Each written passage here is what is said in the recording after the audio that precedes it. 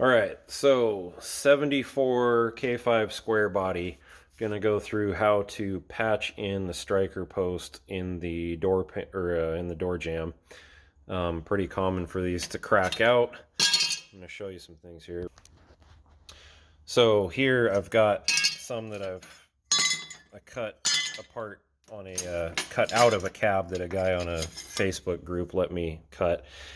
So these are, started with a big door frame, whittled it down to this. I'm not going to use these ones, I just have extras. But so I want to see something here. This is the nut that the trucks use because you can access behind the door jamb in the truck.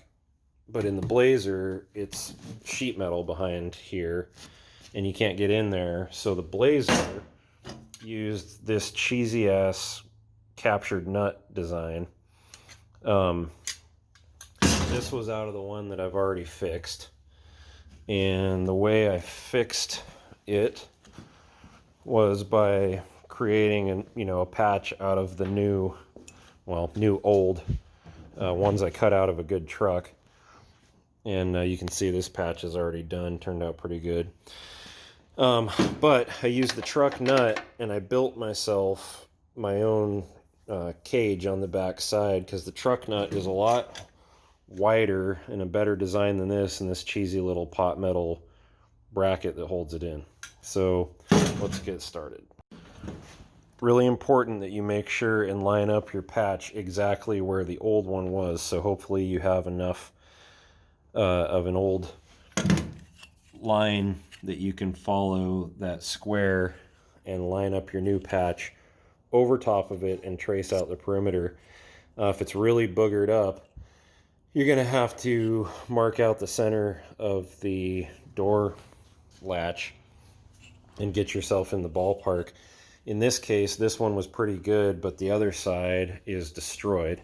So what I did is I got this one in, and then I took a diagonal to a reference point on the body, like the body line there, and I used that diagonal as my frame of reference to a couple different points to line up my new patch on the other side here. So I'll show you.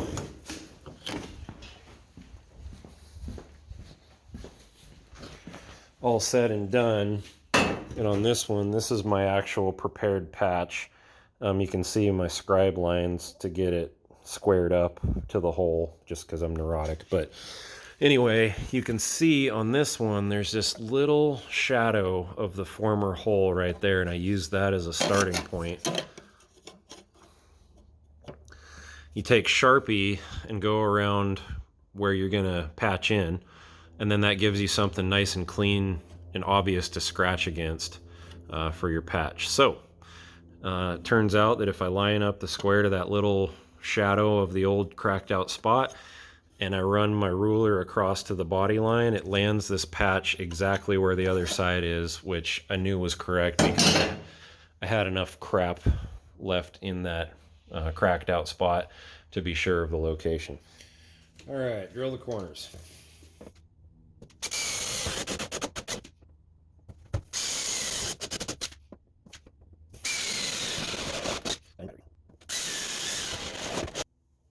All right, cut her out.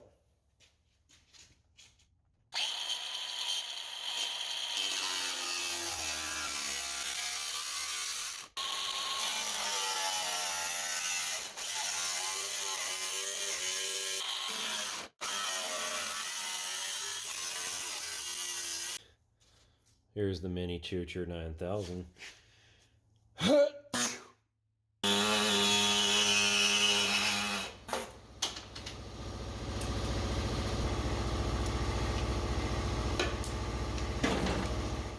Picked up this mini orbital sander from Harbor Freight.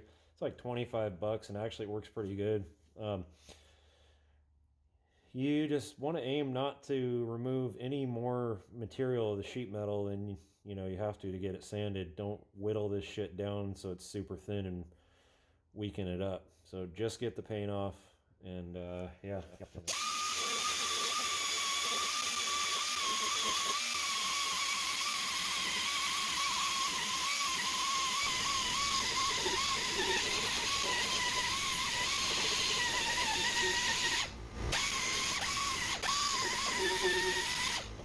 By the way, don't be a dipshit. Always protect your airway and always protect your eyes.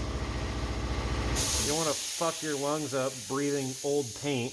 And you don't want to go blind on a project, because if you're blind, probably can't work, and then you can't dump all your fucking money into a project. All right, got some 18 gauge sheet metal here. Going to cut the backing pieces out for the perimeter of that patch. Got this little Duradyne sheet metal scoring tool. Makes a great quick way to score an inch. Instead of measuring it all out, you just rake her along that tooth. Take your double cuts.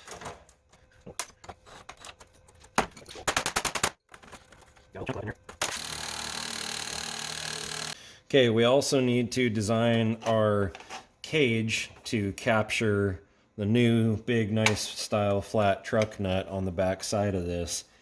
So what you want to do is the adjustment built into this design is that, the corner of this the end of this radius, needs to be able to float and land on all these radius. So lay it down and move it to each corner, and that is the maximum travel that nut needs to go. So I'm down in this corner, I will score that corner, come up to this corner, score that corner, go over to this corner, score, go over to this corner, and score. Throw one of those suckers through here. Bam, bam, bam, bam. And that's roughly where we need it to be. So that means we know we need to make roughly a 2-inch square. I'd say 2 1/8. Just go a little wider. So roughly 2 1/8 square box. Also, don't want to make it too tall. So looks like we could go a 1/2 inch tall. All right, so let's lay this out. You're gonna have a 2 1/8 inch box in the center with 1/2 inch tall wings that can be folded down 4 ways.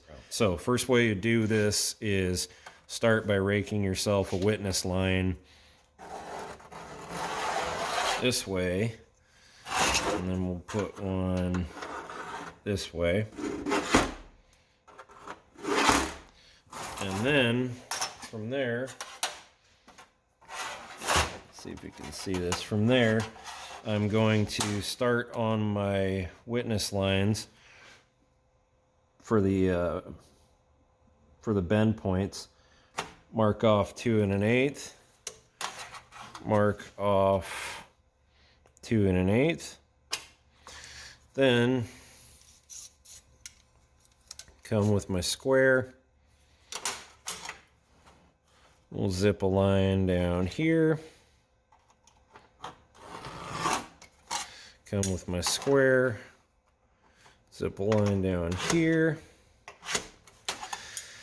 So now there's one corner, the other corner.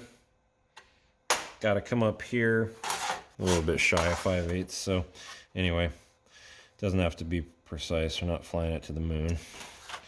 Come up here, mark, mark. Come over here, mark, mark. Connect the lines. Connect the lines. Cut the center or the squares out of the corners.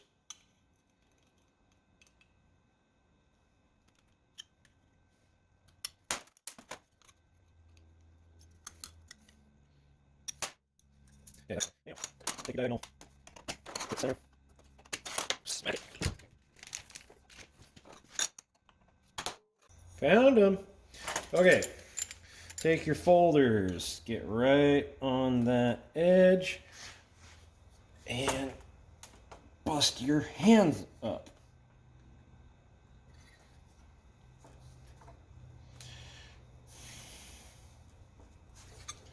Yeah, looks like about 90.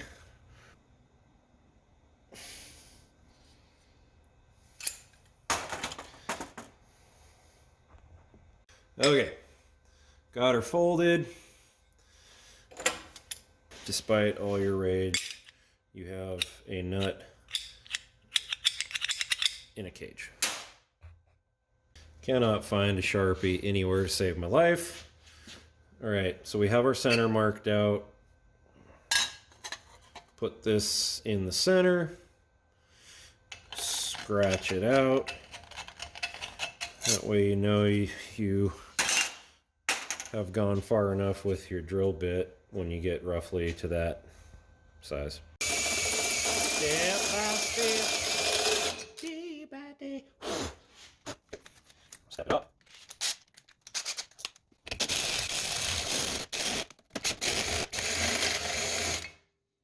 Yeah.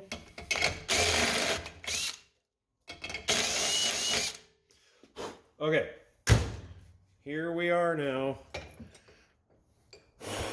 entertainers. So, the way it's going to look on the back side of the patch. Into the truck,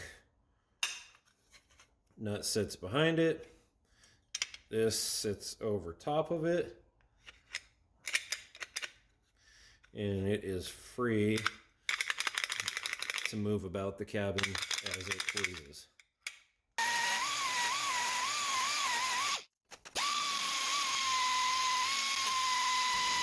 Okay, never, ever, ever, ever go for a weld if you don't have to, where you're doing something critical that you got all this shit made up for, spent all this time, without duplicating the gauge and the type of weld you're going to do and making that patch. You don't want a cold weld. Like you can see, my first two here were too cold. These other ones had good penetration.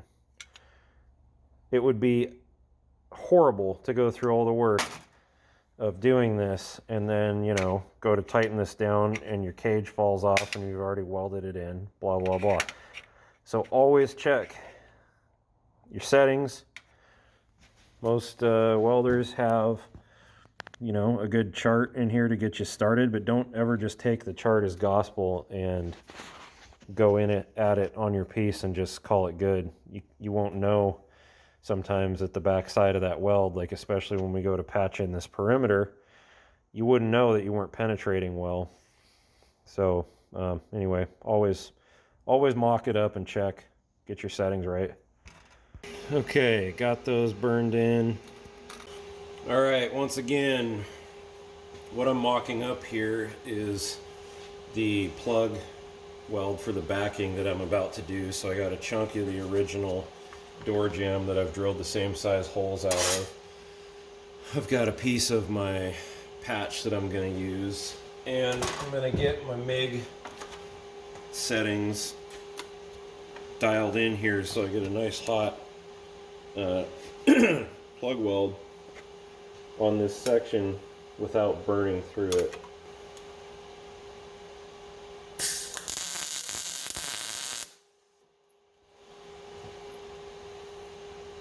Honestly, that looks pretty damn good.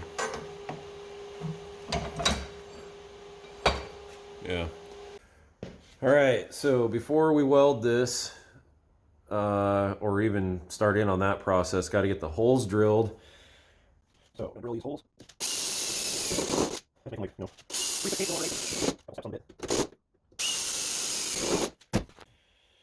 All right, got to get the patch fit in. Probably the hardest part of this patch is right in here because you don't have much flat space to work with in the corner of that jamb. You want to be right after this curve on the flat space and right after this curve on the flat space, which leaves it pretty tight right here. Makes it tricky to grind later, but there's some tricks to that too. So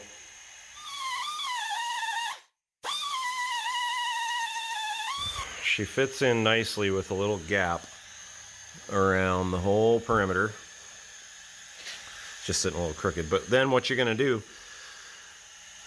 is you're gonna have to look at all the ways this thing sits in here and probably tap, you know, like you can see as this sits flush on this side, it actually kicks in on this side a little bit. So you have to tap your piece because, you know, it wasn't exact. It was a patch out of an existing truck. Get your piece all straightened out, then put your backing in, then come through here and spot weld the perimeter. All right, you can see first piece of backing in here. I have it slightly turned inward so that for sure when you lay the patch in, you end up flush. You would not want to sit proud. You want to be nice and flush. So basically you got to repeat this process with a nice hot plug weld. I can feel the dimple on the back side of it. And repeat the process around the whole perimeter with your patches. I always, I don't do a lot of this, but I've been keeping an air hose on my shoulder, and if I feel like I'm getting the sheet metal too hot, cooler down. You don't want to go in here, put a shit ton of heat into all this and warp it.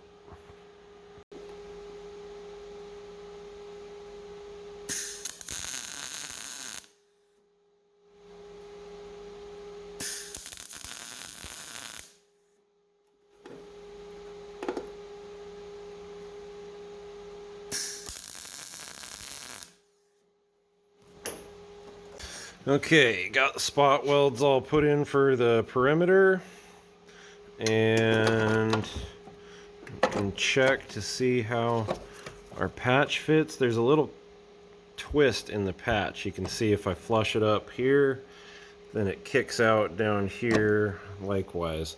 So I'm gonna have to kind of beat on this thing a little bit, but honestly, if I tack one corner flush where I want it, I can probably put enough pressure on it just to lay it in there correctly.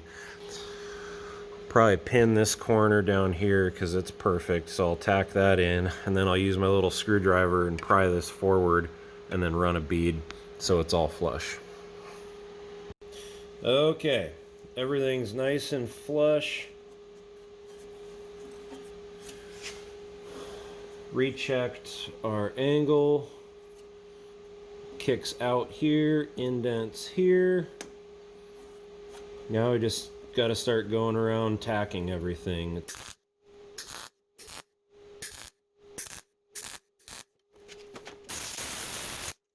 Okay, got her all spot welded in. Trick I learned from doing the last one, once you start grinding this down and you really start getting in there and getting your beads knocked down and start blending it, you kind of lose sight of where your seam is if you're doing a good enough job. So I made marks that helped me line up to know not to take much more metal off of here and here, but to stay in that general area, because what you don't want to do is end up thinning out your existing metal or your patch. You want to thin down this spot and blend it. Okay, so you really want to take your time on this one because you want to get all this high shit knocked off, but you don't want to dig into your patch or your existing metal because then you're just going to cause yourself more work with filler.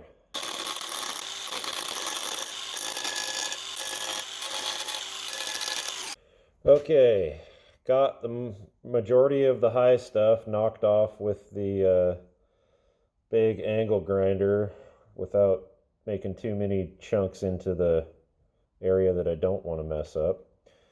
And now it's time to hit it with the 60 grit or 80 grit angle grinder, or die grinder, sorry.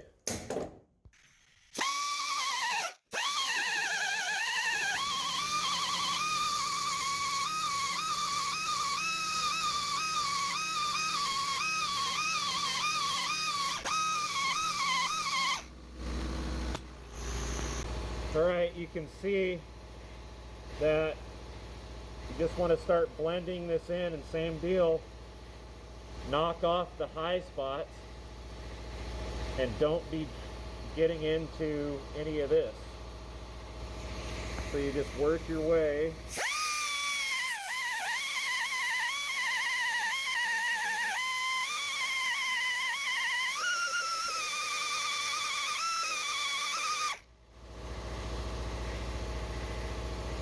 You can see where you're getting the weld right here, and it's fading in right here. You want to keep knocking the high stuff off so you don't chew this up.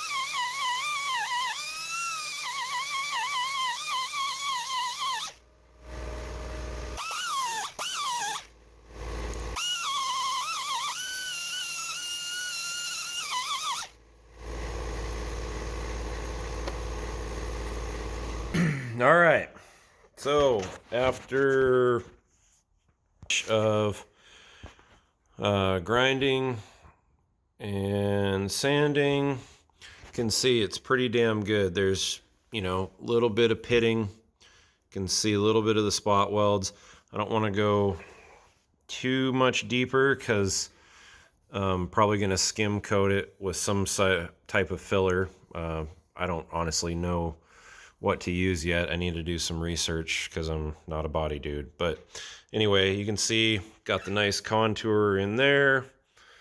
Got the radius cleaned up there. Got the nice contour there.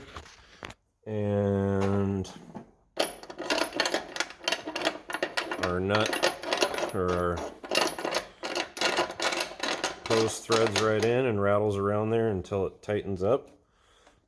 And should be good to go. So that's number 2. And here's number 1. That was my first shot at ever trying this. Honestly, I don't think that my second shot was really any better. I did take away more material on this one, and you can kind of see some lines where that's where the patch weld is. So anyway, a little skim coat, I think, with something, some primer, some sanding, and stay tuned for a whole lot more repair work that I'm gonna have to learn how to do. Also got some gaps here I need to tighten up. Gonna take a come along and pull this corner back in.